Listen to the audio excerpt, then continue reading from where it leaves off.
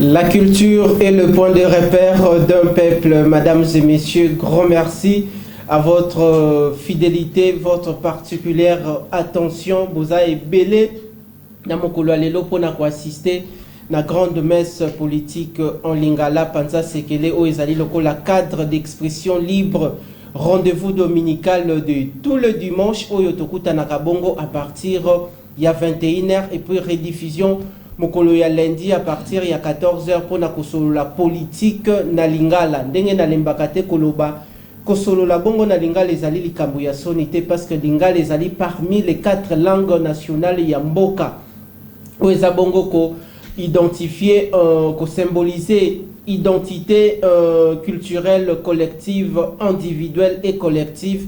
Bande koboza e belé na mokolo alelo pona ko assister boyeba nini e kolekana na kati na mboka mboka to uti wapi to komi wapi et puis mboka e kokende bongo wapi. Grand merci encore une fois de vivre les temps forts et le bonheur. Il y a 9e G de la francophonie à Kinshasa, Kongomani esika ozui libaku ya kotala émission ya mokolo alelo yeba ke ba problème na biso interne na kati na mboka o discussion o to swana kanaki ngandi to sala yango soki bapaya bazongi menangonga oyo to tia ba différent na biso de côté pona to s'intéresser na oyo ezali bongo 9e G ya francophonie o eza bongo fierté ya mboka bonheur ya ba congolais de lo Kinshasa komi bongo considéré comme la capitale mondiale parce que bah différentes délégations bah différentes communautés tozanango awa na kati na mboka na biso pona ezako participer na événement oyo de haute portée d'intérêt national et international. Ba imboka tokutani lisusu na mokolo lelo pona tosola nanu makambo na mboka abungi pendant un grand moment mais kobunga na ezalaki du il y a certains problèmes à Bandakina nous mobiliser encore ba énergie, qu'on trouver ba stratégie, qu'on mettre des nouvelles stratégies en place pour na boyebiete tozali na année oyo mboka Congo tozali bongo engagé pour na organiser ma ponomi na mois de décembre. Yango bandaki ko effectuer ba descente dans les différentes provinces mais kasi lelo to juillet ba imboka Toyambe Libino, élu du peuple, défenseur de la population congolaise, moi Namboka, Godin Poi, on a encore rappelé, Azali Bongo président, il y a Ligue des jeunes, il y a l'ingomba politique, URCO. Toko Solanaye, Toeba Bongo, Nini Sala Kike, Azala un peu na moi silence, et puis à décrypter les bino par rapport à l'actualité politique Nakati Namboka. Ndeko Isika Okota Labiso, Zala bongo liboso etando parce que to komi na ngonga sikoyo ya kosolola Congo ya koeba lolenge nini Congo ekoki kolia après 5 ans après 10 ans to après 15 ans to yambeli bino élu du peuple mwana mboka Godin Poi encore une fois boye malamu na Panza Sekela mokola lelo. Merci Ndeko Richard, merci nayo na ba onyo bazolanda biso kaka ndengo tikoloba mikolo eleki mwa ebele oyo to mona na kite et salemi lelo na bokasi ya tata Nzambe ke tokutana lisusu na pesimbote e pa bana nyonso ba mama ba papa bilenge nyonso ya kimaseke oya bino azali awa pona kolobela bino kolobela pe Kinshasa pe mboka mobimba Kinshasa bola muka parce que to komisi ko yongonga ya vérité sengeli kolobelela Mboka Congo mobimba dans sa totalité et puis kolobela bongo toutes les communes autozoami nango bongo awa na capitale ya Kinshasa awuti bongo ko se présenter que azali bongo molobeleli ya commune ni élu du peuple Kimbantseke bana ya Kimbantseke botala muto ako défendre intérêt na bino yeyo tozana na plateau awa sikawa to bandi alors élu du peuple ozali liboso. Il y a des milliers de Congolais au Bazui Libaku, il y a quoi assister na émission, il y a Mokola Lelo, Balingi Bayoka, Oyo Memeli Bango Awa na plateau. Boni état de santé na Yomoko personnellement. Boni état de santé, il y a l'ingoma politique URCO, na président national Simoni Kamba, on a PCMBO Sika Azali. Na PCP présidente de la Ligue des femmes, Maman Rebecca Falanga Mbote Sika Azali, na une femme forte, na secrétaire général adjoint Ndeko. Pancras Loi Mbote Sika Azali, élu du peuple, boni état de santé na yomo comme na santé, yalingomba politique mobimba. Et Sengo Ezali Munene, il a se retrouvé ici sur la carte ya Tunanti, oyo na lobaka chaîne oyo et sala qui godem pour aibana. Merci. Et je profite encore de l'occasion pour yebisao que tozo fêter les logos personnellement ngai 4 ans jour pour jour que godem pour anyata qui m'a colonaye na lingomba ya parti politique ya IRCO après prédication oyo nazwaki na ndimaki nazala sima ya IRCO et les logos oyo jour pour jour tozo fêter 4 ans.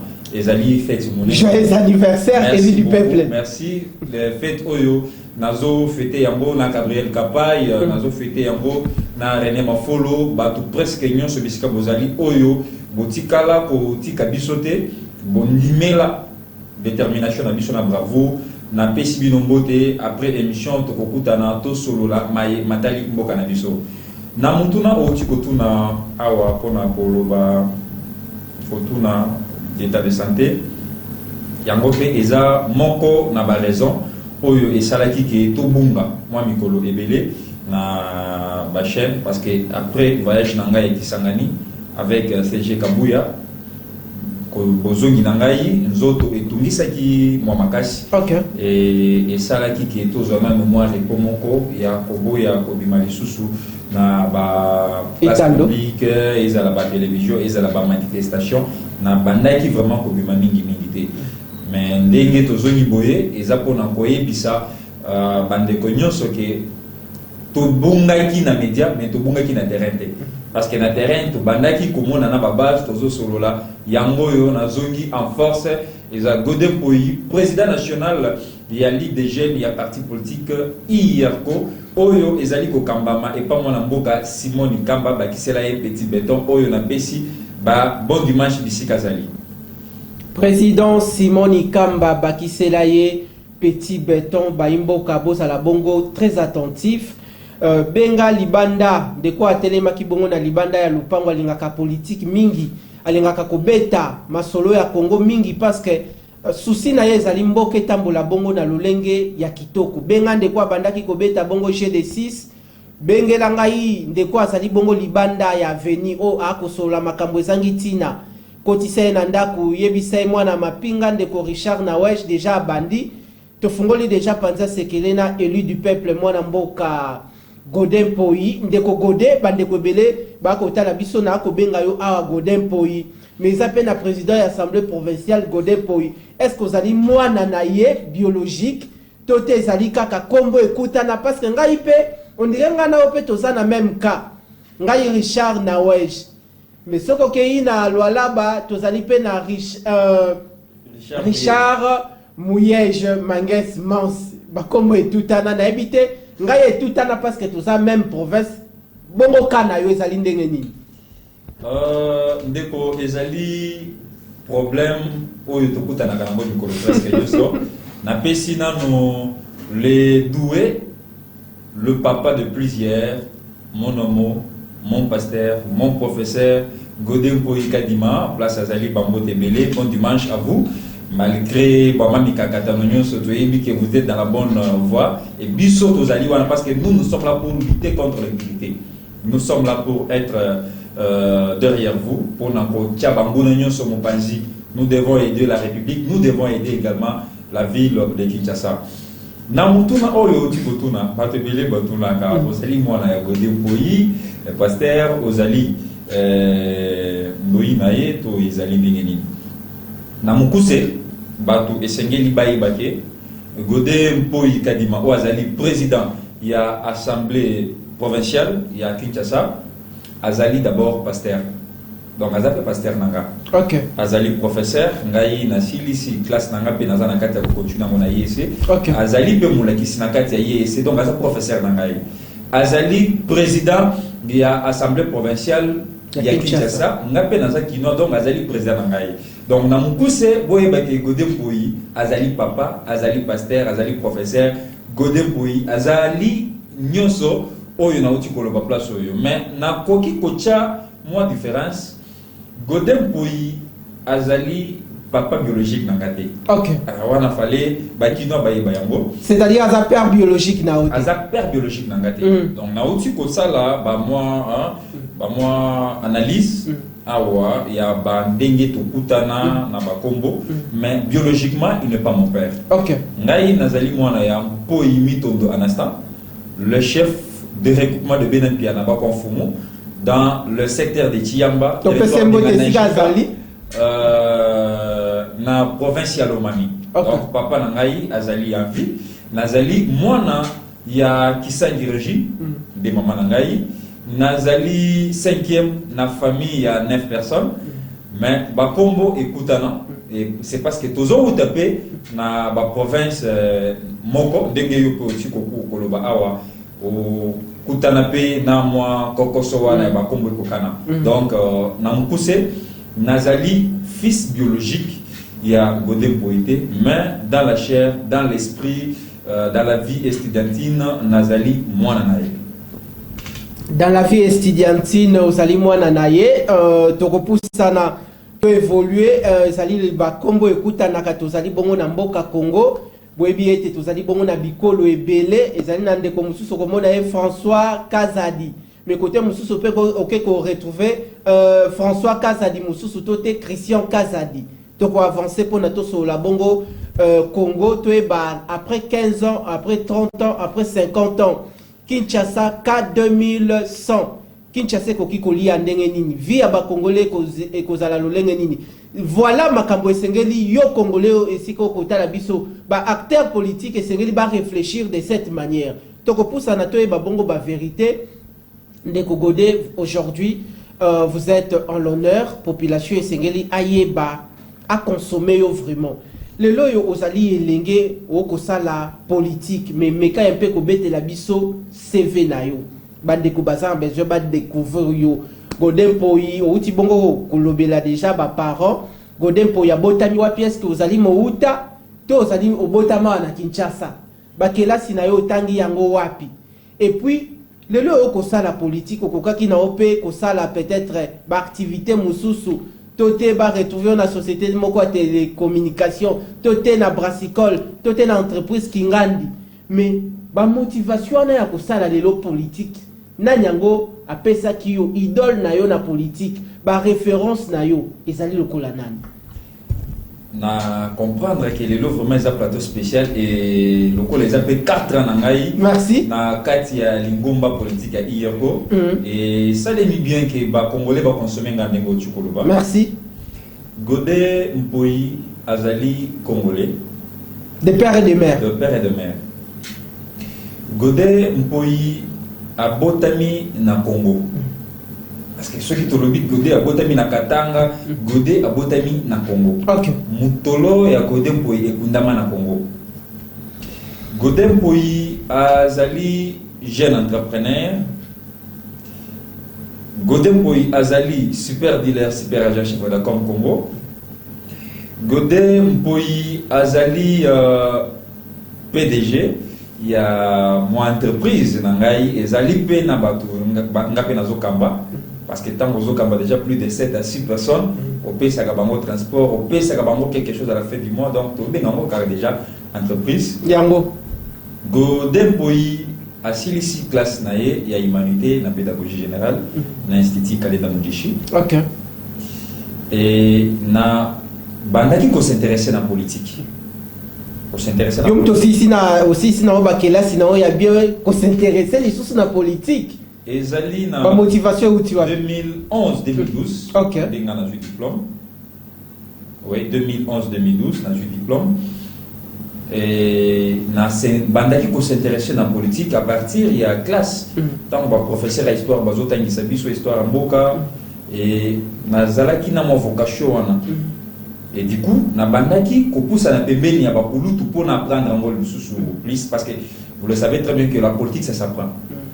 Yango na poussa na kipembeni ya Roger Lumbala oyo atalisinga na ekoli pe mwanda mo pembeni na ye. Et après élection il y a 2011 biso tozalaki parmi bilenge o babandaki ko bimisa mutu pour na kobundela pouvoir ya papa Étienne ayango pouvoir ya kala o babanda ko kamba pa Alphonse Moïka Sange ezaki na ba moi bandaki ko ba moi terre ezaki belé ba moi Krimas famille et décidaki que et longolangai na province batinanga kisangani na kendo continuer classe et tant on a qui kisangani na o meli vraiment mingi té et ça là qui na zonga vraiment kim parce que vie politique na kisangani ezaki mo malili or biso to bandaki ko luka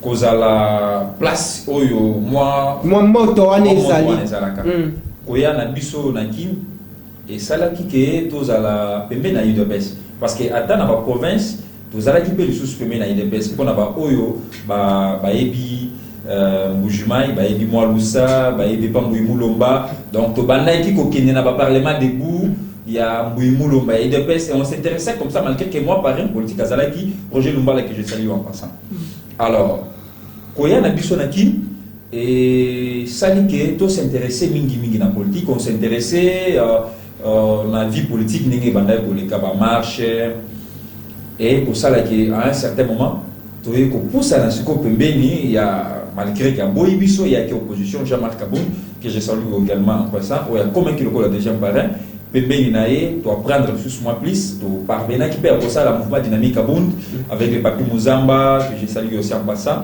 et mouvement Nabiso et bandaki ko kende paye moi bien et à un certain moment na comprendre que esengeli na bimisa oyo eza na kati na ngai ndé malgré tout ça qui na parti politique na ekokota na mouvement citoyen dynamique impunité zéro oyo ezali na kati ya kokambama et pas grâce à tatamika et salemi que to bandi ko mener ba action pour na lutter contre impunité parce que biso to bandi ko loba que impunité des autres ça là que mboka na biso ezonga kashima 10 dynamique impunité 0 10 dynamique impunité 0 OK nazalaki mobilisateur national et ça là qui que na compte ya dynamique impunité 0 to ça là ba déplacement moi ebelé ko kendota là ba adepte ya Bundu ya Mayala ou ba kanga ki na Bandundu donc to ça là qui vont ba descente ebelé et vidéo on les ça là qui que godem boyi batu bacha eka eza mukolo ya proposition à loi ya Minaku na Sakata et Mukoloana disent et bon y a qui complètement parce que bandaki et telemela ki yango disent et bandaki koluka à tout prix mibel ko mboka za la respecter donc justice est vraiment indépendante et ça vraiment ndenge bango bandaki koluka dépendre na poche ya x y individualité et là j'étais même prêt de mourir ces jours-là pour le bien-être de la République et vidéo et tambola batubachangaka et samwekenda après moi Mikolo Eleki na ekokutana na jeune entrepreneur comme moi qui a l'amour de ce pays c'était le camarade président national Simoni Kamba kokotana nuana te tozonga nanu moi sima moi muke parce que sengeli batu ba découvrir yo lisusu davantage lelo parce que binonde mutu boko kende na parlement na ko remplacer ba oyo ba population atindaki bango kuna me ba yebi makambu peuple atindaki bango kuna te ba ebele bakenda ko beta banzango na kati ya parlement ba bosana ba promesse nyonso to ba bandaki ko laka peuple merci lelo émission lelo ezali émission à vérité to ko finga te mais sengeli bongo to lobela Congo to ko réfléchir après 15 ans 30 ans Congo ko zala lolenge boni c'est ça na combat na yo parce que obandi Olandi combat politique ya ndeko Roger Lumbala mais acteur politique bazala kebele na kati na mboka ba motivation nini yo zwaki Olanda idéologie politique oza s'aligner derrière vision ya ndeko Roger Lumbala et puis lelo oko sala politique yango ba ndeko ebele balobaka soki okena politique okomi moto yo ya lokuta okomi kokosa peuple okomi boy depuis oya na politique est-ce que ndenge bandeko balobaka bao basali banda kosala politique te que politique eza kokosa bato est-ce que ezalaka ya solo ezalaka bongo to ezalaka lokuta et puis est-ce que lelo yo acteur politique esengeli azana ba activité mususu asalaka ba biloko ezokotisele mbongo tote atikala kaka na politique tote so ozana politique okoki pe kozala na ba activité mususu na mutuna liboso ochokutunanga acteur politique bazala qui vraiment ébélé. Mais pourquoi on a qui cause la bébé à Roger Lumbala? Ok. C'est parce que dans le moment où on a Roger Lumbala a bandaki côté il y a bisoto à la cima, il y a papa Etienne Tshisekedi dans le des restes mémoire. Ok. Et tellement que Batou Bazala qui vraiment est belé Menzela et PSM là qui a beaucoup de Roger Lumbala et vu qu'il appuyait ou bien il soutenait Etienne Tshisekedi, c'est comme ça que Nazaki Bembeni naé. Donc des ça là qui que biso ba mususu na période où on a tous à la Bembeni il y a Roger Lumbala qui nous parlait de la vie d'Etienne Tshisekedi, qui nous parlait de la lutte, qui nous parlait de la République. Il nous parlait de plusieurs choses. Bon, bah, qui peut s'approprier na idéologie wana, il y a quoi incarner vision à Etienne Tshisekedi wa Mulumba. Ce qui tozala qui peut mener, c'est parce qu'il nous montrait le côté positif il y a combat Etienne Tshisekedi. Ok. Et non le côté négatif. Il y a un monde qui a inspiré Bisso Makas pour notre bout de l'amboka. Parce que si aujourd'hui je suis dans la politique, je ne suis pas dans la politique, voilà, je profite pour répondre encore à Nicolas Moussoussou. Je ne suis pas dans la politique pour se faire l'argent, parce que je peux même prendre à témoin le bourgmestre Yakomina Kalamou, l'ancien bourgmestre J.C. Kadima, et je salue aussi en passant. Il me connaît, il connaît ma bravoure. Bien que Mosolo, Bisso Tozui, Toyebi Kosakarana Mosolo, avant que pouvoir rester en place. Donc, pour parvenir, il y a d'abord que la force d'une jeunesse dépendre de l'indépendance financière. Or, l'indépendance financière, ils alliés à la politique, ils alliés à l'entrepreneuriat. Nayango, biso to bandaki na ko entreprendre et par après to y a associer force mususu ou ils alliés politique. Donc, c'est pour dire que vous pouvez être dans la politique, mais en même temps être aussi dans d'autres domaines. Parce que politique, métier, mais c'est le cas ici au Congo, acteur politique et belé, commissaire politique, on dirait Moussala Mobimba ya vina e yangwana. Non. Est-ce que c'est un danger? Ce n'est pas vraiment un danger. Et zali ba vocation mususu oyo et salemi ke mutu mususu à l'autre politique. Mon le kola babiso. Donc tellement que c'était un appel particulier. Pour parvenir, il y a un certain moment possédé par contrat na biso ba super dealer super agent, mutu mususu a gérer yango ba business. Tout compte dans la politique parce que politique est allé lokola école. Certes, nous avons ce courage, mais nous devons encore plus apprendre. Alors, quand tu veux apprendre, ils ont tout le temps pour matière ils ont les chaque jour ou apprendre. Donc, cause politique, la vie, ils allaient vraiment les sous-monter. Mais cause politique, la fond des commerces, la politique pour mon bongo, non. Voilà pourquoi nous à l'IRCO. Et c'est ce que j'aime chez le président national Simon Ikaba, permettez-moi de chier tout ça la politique moko boya m'entendité. Aujourd'hui, IRCO est allé parmi 5 meilleurs partis politiques dans le Congo oyo soko tani bakotanga IRCO, mais tous allés dans le ministère tous allés à la chef de quartier tous allés à la bourgmestre oyo alobaka ke na zwaka mbongo na caisse à l'état na pesi IRCO passe la bongo donc na mike na biso to zwaka ba bénéfice ya ke godaki Dubaï a soumis accessoires, a soumis téléphone, a eu bénéfice à Tiamgo pour le bien-être à Mokanaye via le parti politique. Donc c'est pour dire que Bisso Tozali n'a vision autrement que Bato Bayaka na politique pour Bayaka Yiba. Nous venons juste pour apporter un plus dans l'édifice où les alliés République démocratique du Congo. Je crois au quoi enrichir les sous davantage au État Libongo IRCO. Lingomba politique aux alliés actuellement les lois aux alliés penami kumba makasi oyo président national apesio mais tosonga sima mwa muke et puis sikoyo o expliquer population ndenge nini salemaka ke okota IRCO et puis to lobelela bongo IRCO et puis to simba makamususu motuna nanga ezali boy parce que koli bongo na maternité politique il y a UDPS na kati ya UDPS ba population monaka bongo concept état des droits, la concept le peuple d'abord.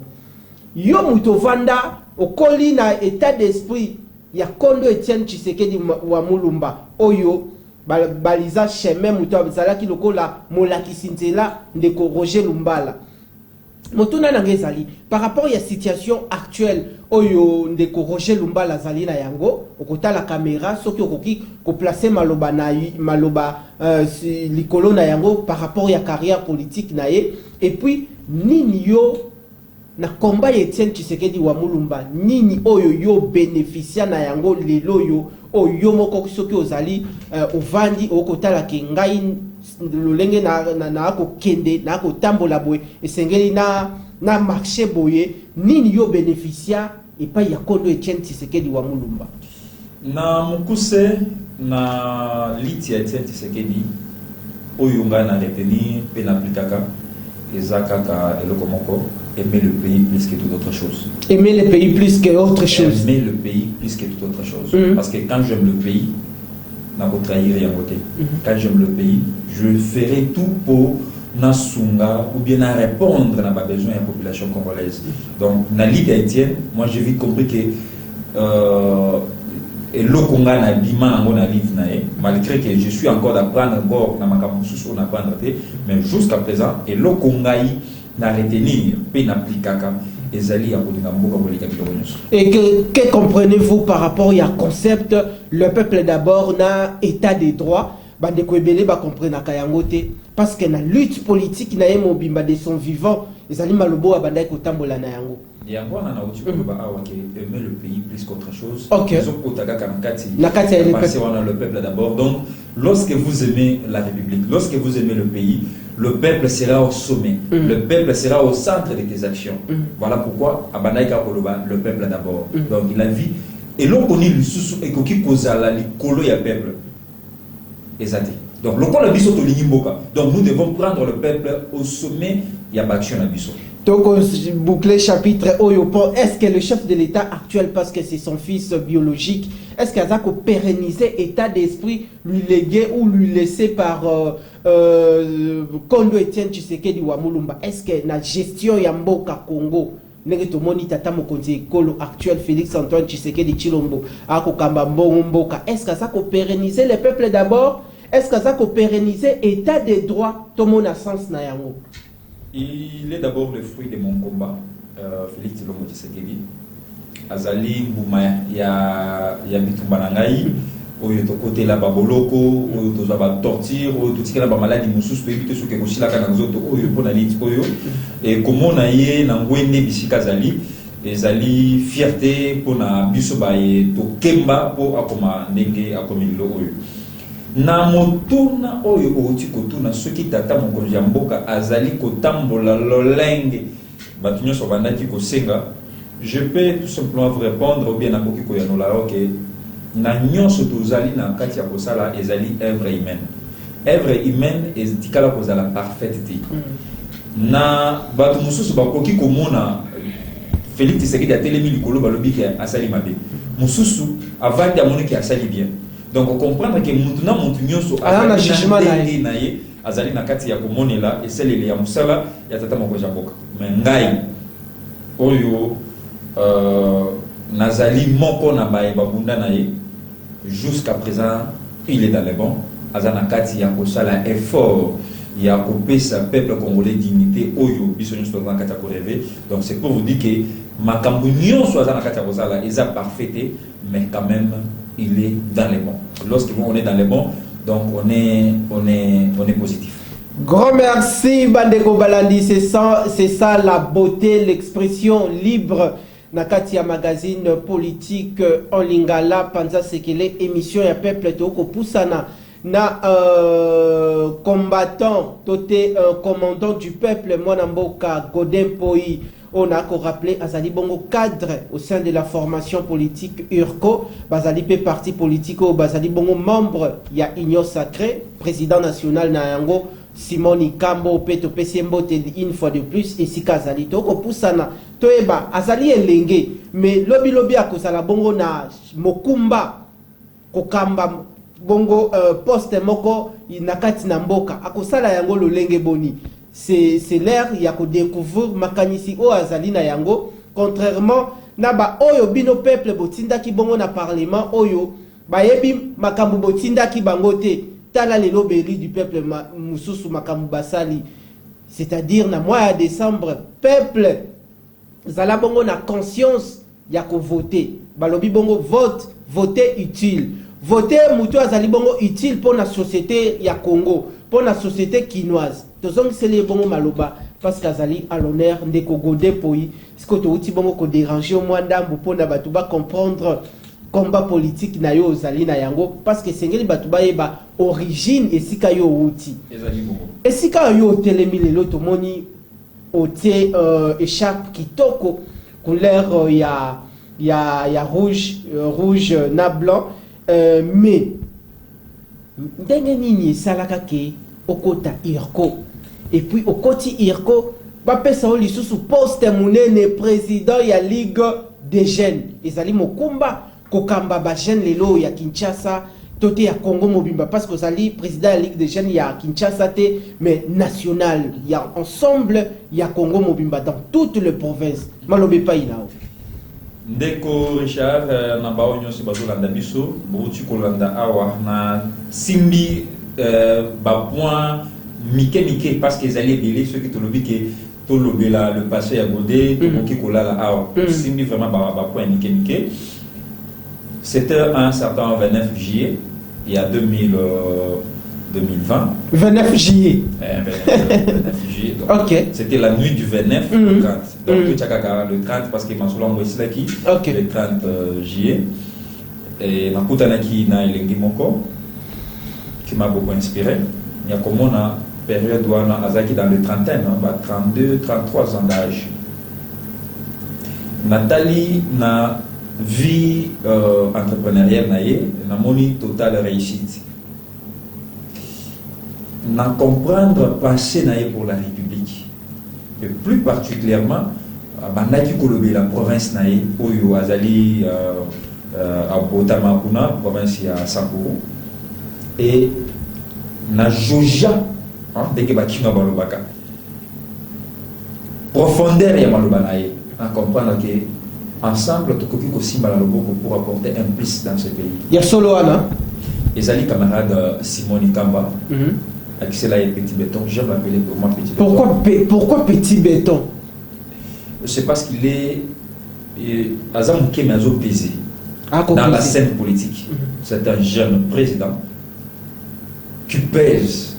Donc, dans des partis politiques, tant que vous avez la maille Simone Kamba Sassala, tant que vous avez la maille Iyoko Sassala, batu bazo mituna akoki kozala papa moko mukolo mais bo sentir vraiment que azali mwana muke masa makamine ndenge lelo Félix Tshisekedi ana ye mwa muke mais makambo asa na Afrique makambo asa na mokili batu bazo koka kondimenter ke yene muto asa nango donc to azali na grand béton to péter na petit béton pusana ndeko Simone Kamba abengi ngai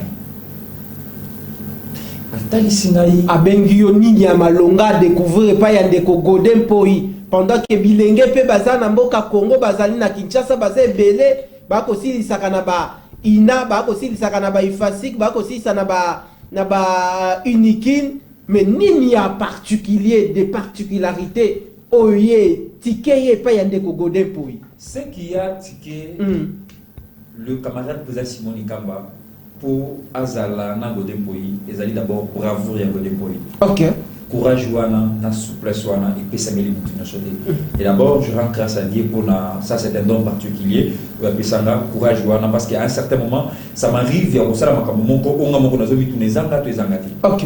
Alors courage wana bravoure wana souplesse wana détermination wana vision wana bolingo wana ya mboka et ça la kike ngai na Simone Kamba tout va na mesa na yokai ya yokai tant nga na yoki na monike na lit ya papa Etienne Tshisekedi na comprendre kaka ya azalaki kaka mbuma et tant papa Etienne Tshisekedi abimisi ami bimisi lokola nzete abimisa ki ba branche belé et parmi ba branche wana Simone Kamba zape parmi. OK. Et j'ai vite compris que biso tokoki kozala parmi branche oyo même musisa na biso ezali Etienne Tshisekedi musisa na biso ezali Patrice Emery Lumumba musisa na biso ezali ba kulutu nyonso ba bonda pour la bien-être mboka oyo et salami ki tova na place moko akovanda opportunité pe samaki parce que pemeni ya président national Simon azaki pe na baye oyo baye baki godé baye bi maye godé asasala et tango comité national ya parti evandi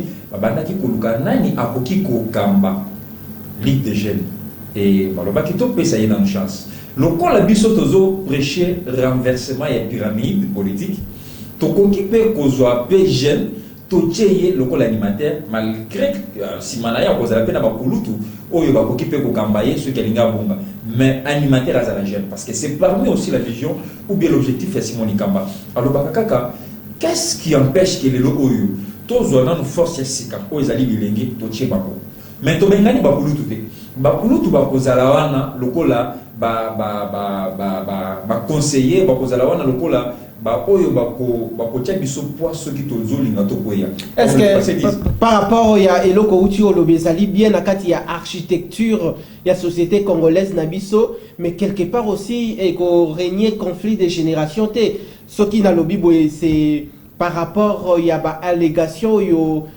président il y a Burkina Faso outi ko sala bongo lors il y a sommet Russie Afrique il y a eu point de vue Toutani Maloba Yandeko Ibrahim Traoré na président en exercice actuel il y a Union africaine Macky Sall nazon c'est le bon Maloba na bandaki koloba que na bomoneli makambo ya président Simon alobaka que il fallait qu'on ait sa chance na bilenge parce que ata ba oyo lelo baza trop célèbre ba bandaki pe quelque part tout à fait dengue na monoko ya ba noko na biso balobaka tout coq qui chante aujourd'hui fuit l'œuf donc soso nyonso lelo asa magele la zakiliki donc c'est pour dire que mutu nyonso abanda quelque part lelo oba ba mi benga na ba expérience ba banda pe quelque part OK sur ce bazwa qui peut opportunité wana ou bien bazwa qui peut mon cas wana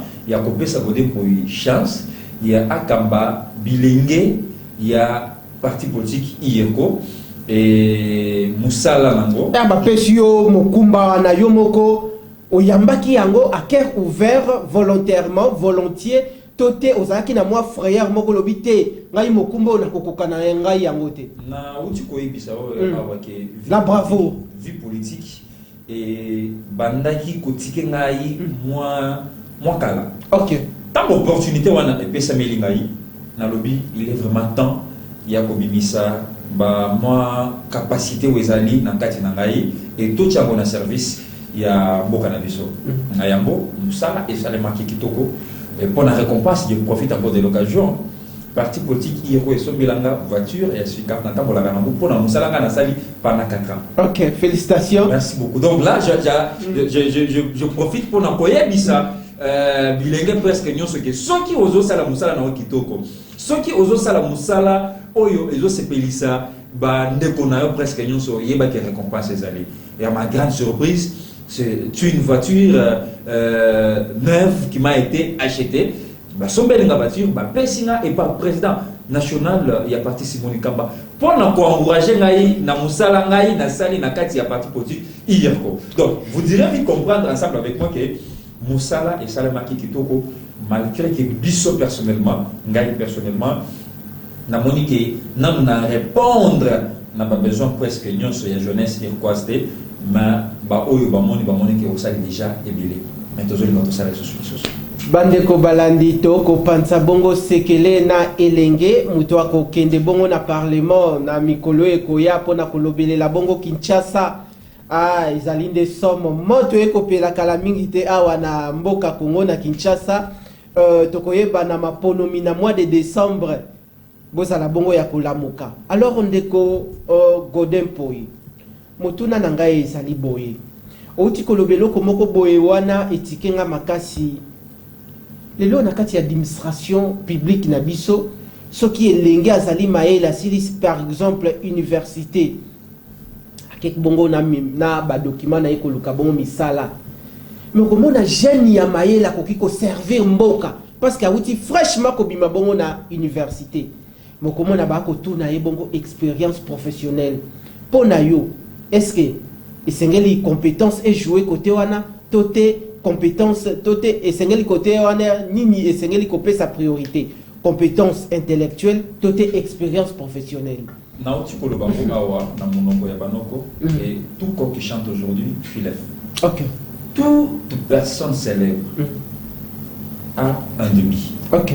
Na ba oyo bazo senga tozala na expérience professionnelle na début na bango emploi na bango liboso expérience ni bazaki nango. Ok.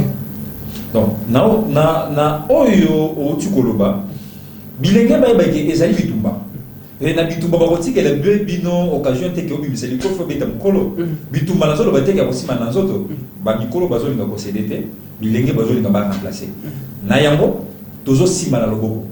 Est-ce que les jeunes lelo sont conscients par rapport à devenir ya Congo toté destin na ba on maboko? C'est parce que toti keli ba kulutu ba temps ebele to comprendre vraiment que ba kulutu wana ba bandaki ko prêcher biso kaka jeunesse c'est l'avenir de demain, demain là ça devient le demain et moko pe ezana kati ya kobongate na yango biso tolobi lokola bino bomoni ke biso tozali na capacité te ya kozwa pa okobwaka zelo okobwaka zelo boye ba ke makashi wana ezali na yango bino bokotikala kaka ba to ba kotala biso sur scène biso pe tokokota na terrain tokobeta bal bino pe bokobando betele biso maboko parce que kala biso te tobandaki kobetela bino maboko bino bozali na kota kobeta mais tout le monde que jusqu'à présent 60 quelques années passées mboka na biso ezana kati kaka ya ko tambola vraiment lolenge ndenge sécurité jeunesse et eu conscience et je profite encore de l'occasion tozali ba période de campagne mais nazana kati ya kosenga na ba papa na ba maman na ba bilenge presque nyonso ke mukolo wana soki koki protéger parce que biso soki opesi biso opportunité wana tozali na devoir ya kozongela bino na mikolo ezali koya soki tosalite bokobinga na biso mais soki bopesi bango lisusu occasion oyo asakoli na ye soki opesi occasion lobi okomona lobi ake retraite aza na bambongo na ye akokipe bino te donc boyeba kosala choix na mikolo ezali koya nalobi bien que toza période ya campagne te mais j'ai juste lancé un message epa bilenge mpe koyebisa bilenge oyo nyonso basengage na vie oyo plus particulièrement vie politique au bazolinga vraiment ba occuper ba poste à responsabilité dans l'entreprise publique to l'acheter to kende na combat au tina suka parce que bilenge oyo bazana na sima na biso bazana kati ya kotala la paix biso détermination oyo ezana kati ya kwa kamba biso. Merci élu du peuple tosali bongo kopusa na tolobela sikoyo je crois golimbi sanga ipo na confusion na kosala ezali bongo kisenso to kimbantseke ngai pe nazana koko na ngai avanda ka bongo na kimbantseke.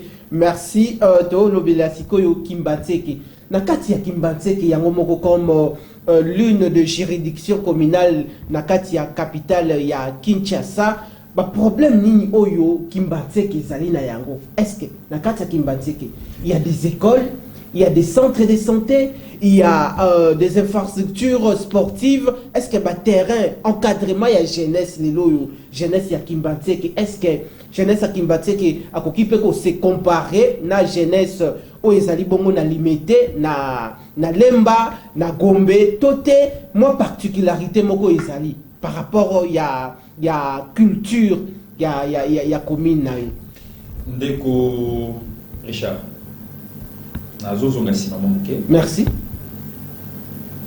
bode boyi tambo komi Kinshasa commune ya liboso et ya makingai ezali commune ya Kimate. Ok. Naebi pas la totalité mais la réalité ya Kimate. Réalité. Ya Kimate. Voilà pourquoi tango to moni que fallait to kende makona mina lobi ngai fallait nazala molobi ya bandeko na ngai parce que Kimate que et ezana bikolo presque nyonso okuta bayaka baluba bangala tozalaki vraiment ebele Kimbatseke ezali parmi ba commune oyo ezali délaissé. Oui. Il y a des autorités compétentes dans la ville, pourquoi délaissé? Kimbatseke ezali parmi ba commune ezali délaissé. Ezali parmi ba commune moko ezali déconsidéré. Nazokanisa na monaka mokonzi moko je profite pour bana Kimbatseke ba yokangai na monaki mokonzi moko wana ezaki demande ya nzela oyo eke na Kibunda. Nzela wana ezaki akobeba akomela ki mokonzi moko en place oyo tokoki kotanga kombote parce que bazali en fonction kokomela ye pona kotalisa ye réalité ya nzela wana alobi Kinshasa ezaka gombete kalamote lingwalate Kinshasa pe ezape kibunda ezasa kombi ezali quartier Mpanda oyo pona kozwa ma ya komela ezali problème. OK. Tozo pe makanisi ya kozala na développement communautaire. Donc to bandi ya kuna na set tozo matana molikolo. Na maïnyos to solana ye a blessa ngai. Alobi a blessa yo. A blessa ngai. Konjwana ebisanga bino na kimashe ki wana eloko nini ya malonga ekoki kobima kuna. C'est-à-dire selon ye na kimbatse ke eloko malonga ezate. Eloko malonga ezate na kimatse ke wana eloko nini kobima kuna. Na ebisi ye boye. Ata na mbuma oyo mbuma soko zui parfois citron okuta citron na bomba na kati. OK. Okuta citron ya kopola nzoto na ngonyo so kopola. Mais bambumo eza na kati eza kopola te. Okoki pe kozwa pe mbuma moko na kati ya mbuma wana loni yango lobi misi nzete moko oyo batu nyoso. Elie si pe batu ebele ba famille ebele. Donc c'est pour vous dire que ceux qui bino bozo mona Kimaseke ezali commune moko délaissée, déconsidérée oyo batu baza basse classe. Boye beke biso ba ressortir ça Kimaseke tozali quand même bambuma moko mais oyo ezali ya popolate ndenge boza kati komona ngo eza bambuma ekoki reporter un plus na kati ya mboka oyo. Mais motuna ezali boye uti koloba likambo moko très important makasi. Mais pourquoi mokonzi wana oyo memelie o memi mokumba wana problème ya commune na yo Kimbantseke o keko exposé yango pona a trouvé les alliés parmi des desiderata ya population va trouver une solution palliative pour l'intérêt de tous les habitants de votre commune, mais Mokodjouana a déconsidéré commune. Est-ce que Lukatio Kende Mosika oye baba raison ni etinda ki ya lobabongo na mekaki ko kende vraiment musika te na comprenant ki nanga conception oyo bazozwila biso baye to lala biso baye to mela biso baye to lia na Kimaseke conception ezali malamu to ezali mabe ma ezali kochola kochola pour moi on a banda ko déconsidérer tout ce batozali na kati ya kubundela Kimaseke et mon ape banzela na bango kubungisa enseigner ya Kimaseke oyo lelo oyo je profite de l'occasion pour vous dire que na quartier Mundi j'ai eu le temps de visiter na kutani na balakisi na quartier nous allons très prochainement organiser une émission spéciale na kati ya commune na yo na terrain na population na yo tolobela sikoyo Kimbantseke ezali na combien de quartiers vini ezali kuna tokosa la descente c'est à vous d'organiser comment les rendez-vous en question pour ça na oyo nga na zwaki na maloba mon conjoint na alobaka nanga na comprenant que biso bilenge fallait to sala lit bilenge basala lit oui pourquoi parce que na koyoka elobeli na ye il y a des provinces où ils allaient permettez-moi des communes où ils allaient prioritaires pour na bango Bagombe Balingwala Bakalamu donc les pour na bango ce sont des communes où il fallait que ça ezala nanu baza na ba catégorie ba commune moko baza tsalo ko la prioritaire pour na biso ba yeto bima na Kimantseke to zali ko représenter pour l'instant et l'autre côté pas na bango donc vision na bango intérêt ezali d'abord ya kosungana no ba commune oyo ba paya bayaka ba moni ba bongisi basali boyo et salanga pasi makasi Kinshasa ezali ba commune nyoso to salanga pasi makasi na yango na lobaka ngai naza obligé ya kosala maso kozala moko ya molobeli parce que eloko esala ke baloba bongo c'est parce que tozali libanda ya kati ya ba institution tozali na droit te ya ko s'imposer na kati ya ba institution tozali na kati ya kobondela bango po basalela biso mais ceux qui biso pe tozali na kati ya baye oyo bazala kati ya ko décider je crois fermement que les enseignants seront mécanisés na Kimaseke. Je crois fermement que ba maman oyo ba vivaka ba maman nanga na quartier ba quartier Panda ba vivaka kaka pona bilanga ayaka salima matembele na ye ake ateki po ba leki nanga balia ba maman wana ba kozana molobeli na bango na yango na maye nyonso na otikolo ba place oyo bana Kimaseke baye ba kibazali na molobeli moko po azali Godé Mpoyi. Je ferai tout pour Kimaseke. Vous ferez tout pour Kimbantseke. Alors, les loyaux, Ba problème est qui cause la bongo multiple. Mais quels sont les problèmes majeurs il y a juridiction communale na yo Kimbantseke. Et puis par relation nini oyo élu oyo azako luka akende bana Kimbantseke ba pesa lo kasa wana akende kolobela ba problème ya commune na kati ya parlement. Ba relation na yo ezandenge nini na ba o na mutu oyo aza actuellement molobeleli ya commune ya Kimbantseke. Est-ce que vous avez une guerre d'esprit toté boko sangisa maele pour l'intérêt à commune? To kutana kana bilenge. Mais mutuna mutu nyonso bazali na ndinga zo monela makambo.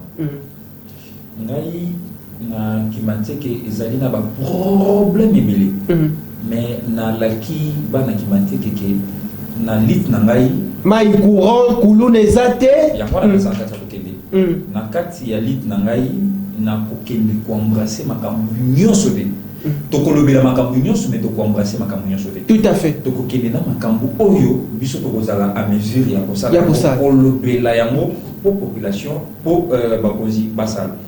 Nete lo ni koza la prioritaire et loko ya liboso ezali problème etali enseignement na Kimbantseke. Enseignement. Le lot oyo tozolobela prise de conscience, le lot tozolobela population bakuluna, mais bantu bazobosana ki bakuluna wana soki bazalaki instruit. OK. Balingaki bazala conscience en place après que ça c'est le mal, ça c'est le bien. Mais soki tozotala maimatali enseignement te. Donc tokosala prédication na désert. Litinanga, et ça d'abord il y a valoriser les enseignants de Kimbantseke. Matondo. Ils ont le droit de laver la tête du singe, c'est gaspiller du savon. L'itnanga ezali il y a pour valoriser les enseignants de Kimbantseke. Il y a de ces enseignants là, à ce compte 20 ans, 30 ans, à tika la la mécaniser. OK. Mais tout ça mon tout mon boye à kendakata musalate mais ça mécaniser à zo kambo wana dia kambo. Mais mon copain ça tata moko maman moko pour epsp courage ya kobenda jeune moko azana na quartier alingaka me malichette ateyaye akolisa ye na nzela esengeli pour lobia défendre mboka wana ye pas comme décourager. OK. Na yango na lit na ngai na bo na Kimbantseke ngai nazali molobeli ya balakisi parce que nga moko na zalaka molakisi. OK. Et ça donc comment on a formulé on a fait en aussi je peux ça comme la qui on a fait dans 3 ans. OK. Na comme melo ba dessus félicitations dans 3 ans. Félicitations. Deuxième, cinquième de cinquième primaire. OK. Ma quatrième primaire na zape molakisi. OK. Et je me souviens très bien vous êtes que des pauvres pédagogues. Okay. Nous ne sommes pas des pauvres pédagogues, nous sommes des riches pédagogues parce que grâce à nous, dès les logos, aux hommes, on a président Zoloba français, grâce à nous. Donc vous devez respecter les enseignants. Sur ce, c'est d'abord lutter pour la mécanisation des enseignants et Kimbantseke. Oh, les bazar délaissé, abandonné, dans la mobilité. Jean-Pierre Liaou, Azali loko la cheval de bataille nae, ou Azali Nayango, est-ce que par rapport il y a problème ou no enseignant ya Kimbantseke, Bazali Nango, est-ce que comme on a déco VPM Liaou ya fonction publique pour la mécanisation des jeunes Azali. C'est Salomon qui tokutani manikre ke bandeko la biso na éviter. Boyo kailo comme encore. Ceux qui tozaient pas ministre hein.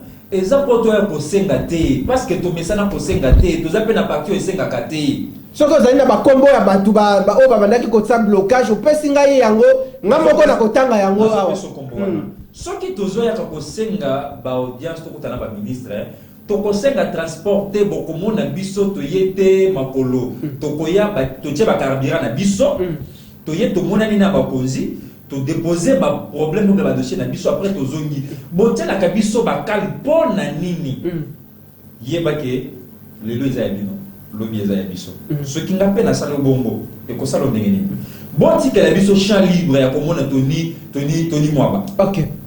Boti ke la biso champ libre ya komona ndekoli yaou boti ke la biso champ libre to défendre peuple congolais to défendre balakisi to déposer ba dossier to memela bango ba dossier obino bobombaka parce que ba oyo ba tshela biso baka je me compris à un certain moment que baza ba oyo bayaka koyebisa ba que toutes ces personnes bazali en ordre mais parfois ezana bato baliaka mongo bato mususu bazo boya ke biso to mais ma vérité wana ko babinga na bango na yango nazo senga na ministre Tony Mwaba nazo senga na ba ministre presque nyonso que oya bino esclave de la jeunesse congolaise molobeli ya balakisi à cause à la d'un moment l'autre n'a pas porte n'a bino n'a pas kotoké ce que vous côté n'a sali des autres oui bah que baboy ko formuler la porte ko yo moko binga na yebisa yo mai matali balakisi.